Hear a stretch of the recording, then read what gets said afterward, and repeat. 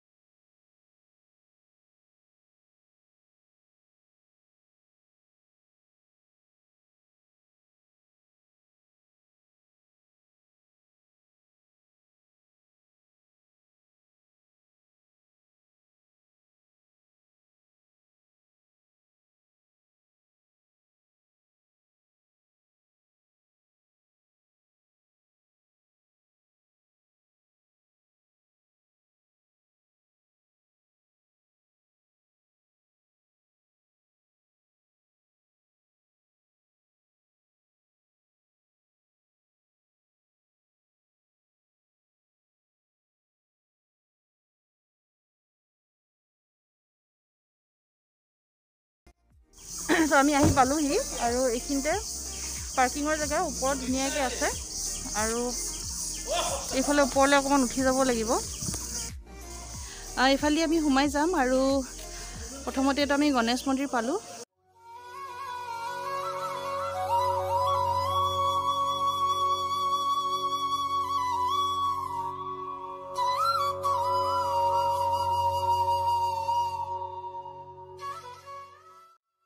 সকলোৰে পূজা কৰাৰ আগতে গণেশৰ পূজা কৰিব লাগে বুলি কয় গণেশ মন্দিৰটো মুখতে আছে তাতে সেৱা কৰি ল'লোঁ আৰু এইফালে এতিয়া ভিতৰলৈ যাব লাগিব যোনটো মই ডাকিনী পাহাৰৰ কথা কৈছিলোঁ আমি এতিয়া সেইটোতে আছোঁ আৰু প্ৰথমতে মই মন্দিৰটো দেখুৱাই লওঁ তাৰপিছতে মই বাকী কাহিনীখিনি কৈ আছোঁ ইয়াতে আচলতে শিৱই এটা অসুৰৰ বধ কৰিছিলে গোটেই কাহিনীটো কি হয় মই আপোনাক জনাই আছোঁ এতিয়া ৰাস্তাটো চাওঁ কেনেকুৱা চ' এইফালে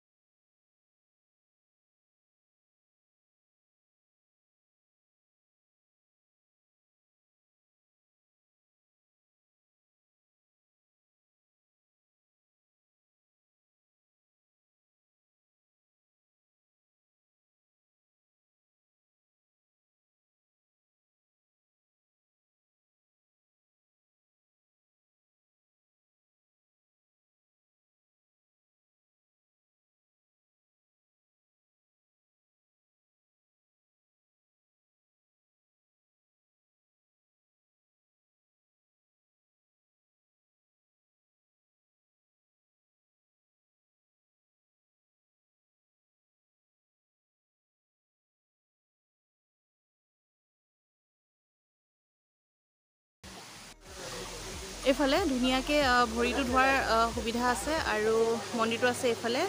আৰু এতিয়া দেৰি নকৰোঁ আশীৰ্বাদ লৈ লওঁ তাৰপিছতে আমি আকৌ ভিডিঅ' কৰিম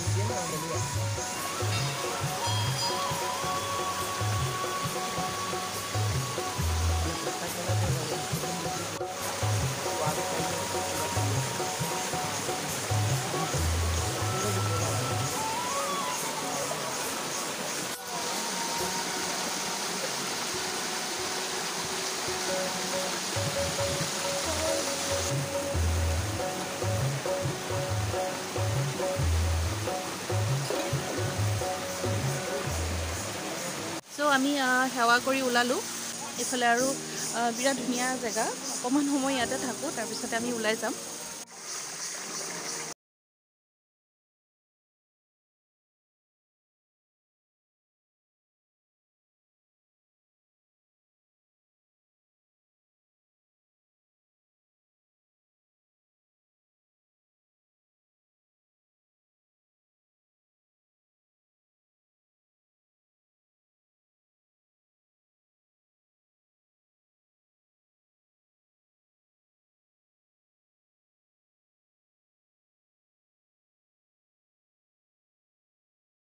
মন্দিৰটোৰ নাম ভীমাশংকৰ মন্দিৰ কিয় হ'ল মই আপোনালোকক জনাইছোঁ পাতাল লোকৰ এজন ৰজা আছিলে সেই ৰজাৰ এজনী জীয়েক আছিলে জীয়েকজনীৰ নাম আছিলে কাৰ্কতি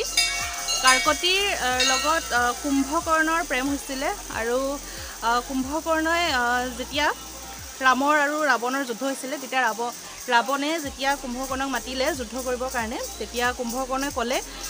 ৰাৱণ যদি বিয়াৰ কাৰণে মান্তি হয় তেতিয়াহে মানে কুম্ভকৰ্ণই যুদ্ধত যাব বুলি ক'লে আৰু তেতিয়া ৰাৱণে কুম্ভকৰ্ণ আৰু কাৰ্কতিৰ বিয়া কৰি দিছিলে সেই বিয়াখন হোৱাৰ পিছতেই কুম্ভকৰ্ণ যুদ্ধলৈ গুচি গৈছিলে আৰু আমি যিহেতু জানোৱেই যে সেই যুদ্ধখনত কুম্ভকৰ্ণ মৃত্যু হৈছিলে আৰু তাৰপিছতে কাৰ্কতিৰ এজন সন্তান জন্ম হৈছিলে আৰু সেই সন্তানজনৰ নাম আছিলে ভীমাসুৰা যিহেতু ভীমাসুৰা এটা অসুৰ আছিলে আৰু অধিক শক্তিশালী হ'বৰ কাৰণে ভীমাসুৰাই ব্ৰহ্মাৰ পূজা কৰিলে আৰু ব্ৰহ্মাও ভীমাসুৰাক বৰদান দিছিলে আৰু সেই বৰদান পাই ভীমাসুৰা আৰু শক্তিশালী হ'ল আৰু অহংকাৰীও হৈ গ'ল এজন ৰজা আছিলে শিৱৰ ভক্ত প্ৰিয় ধৰ্মন আৰু তেখেতৰ পত্নী সেই দুয়োজনকে ভীমাসুৰাই বন্দী কৰি এই পাহাৰটোলৈ লৈ আহিছিলে কিন্তু তেতিয়াও সেই ৰজা আৰু ৰাণীগৰাকীয়ে শিৱৰ আৰাধনা কৰিবলৈ এৰা নাছিলে ভীমাসুৰাই যেতিয়া ৰজাজনক মাৰিবলৈ গ'ল তেতিয়া তৰোৱালখনেৰে যেতিয়া ৰজাজনক মাৰিবলৈ ল'লে সেই তৰোৱালখন ৰজাৰ গাত নালাগি শিৱলিংগত লাগিলে যোনটো শিৱলিংগত ৰজাজনে পূজা কৰি আছিলে সেই শিৱলিংগত লগাৰ পিছতে তাতে শিৱৰ আৱিৰ্ভাৱ হ'ল আৰু শিৱই আহি তাৰপিছতে ভীমাসুৰাৰ লগত যুদ্ধ কৰি ভীমাসুৰাক সেইখিনিতে বধ কৰিলে ভীমাসুৰাৰ বধ হোৱাৰ পিছত ভীমাসুৰা অসুৰ ইমানেই ডাঙৰ আছিলে মৰাৰ আগে আগে ভীমাসুৰা ইমানেই ঘামিছিলে সেই ঘামখিনিৰ পৰাই যোনটো আপোনালোকে পানী দেখিছিলে শিৱলিংগটোৰ আশে পাশে সেই ঘামৰ পৰাই সেই পানীখিনি বা সেই হ্ৰদটোৰ উৎপন্ন হ'ল বুলি শিৱপুৰাণ মতে কোৱা হয় ইমান বছৰৰ পৰা এই অসুৰজনে শিৱলিংগটো ধুই আছে বুলি শিৱপুৰাণৰ মতে জনা যায় শিৱই নিজে এই মন্দিৰটোৰ নাম দিলে ভীমাশংকৰ মন্দিৰ আৰু তেতিয়াৰ পৰাই বিভিন্ন ভক্তজনে ইয়াতে পূজা কৰিবলৈ আহে আৰু এইটোৱে আছিলে ভীমাশংকৰ মন্দিৰৰ কাহিনী ইয়াতে ভক্তগণ বহুত আহে ভীমাশংকৰ মন্দিৰলৈ আৰু আমিও বহুত দিনৰ পৰা আহিম ভাবি আছিলোঁ আৰু আজি আহিলোঁ আৰু গুৱাহাটীত থকা পুৰণা মন্দিৰবিলাকৰ ভিতৰত এইটো এটা মন্দিৰ আশা কৰোঁ আপোনালোকে আজি মোৰ এই ভিডিঅ'টো চাই ভাল পালে আৰু এটা নতুন ভিডিঅ'লৈ পুনৰ আপোনালোকৰ মাজলৈ উভতি আহিম তেতিয়ালৈকে মোৰ ভিডিঅ'বিলাক লাইক কৰিব শ্বেয়াৰ কৰিব আৰু যদি এতিয়ালৈকে ছাবস্ক্ৰাইব কৰা নাই প্লিজ ছাবস্ক্ৰাইব কৰি দিব ধন্যবাদ